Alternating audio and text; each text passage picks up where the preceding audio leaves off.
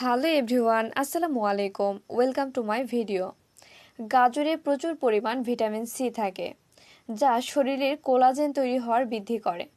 ফলে শরীরে কোথাও ক্ষত হলে তা দ্রুত ভালো হয়। এছাড়াও গাজর শরীরের রোগ প্রতিরোধ ক্ষমতা বাড়ায়। ডায়াবেটিসে আক্রান্তরা বেশি পরিমাণে ফাইবার খেলে গ্লুকোজ মেটাবলিজম উন্নতি লাভ করে। তাই ডায়াবেটিস রোগীদের গাজর খাওয়া আবশ্যক। গাজর হজম ক্ষমতা বাড়ায়।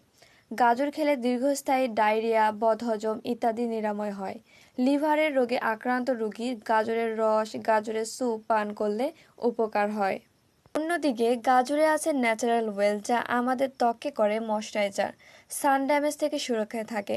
গাজরে যে তেল থাকে তা থেকে উচ্চ মাত্রায় লিলোনিক অ্যাসিড থাকে, যা হলো এক ধরনের ওমেগা ফ্যাটি অ্যাসিড, যা ত্বক থেকে ইনফ্লামেশন দূর করে। গাজরে থাকা বেটা ক্যারোটিন ভিটামিন এ তে রূপান্তর হয়ে স্বাস্থ্য ও ত্বককে হেলদি করতে সাহায্য করে।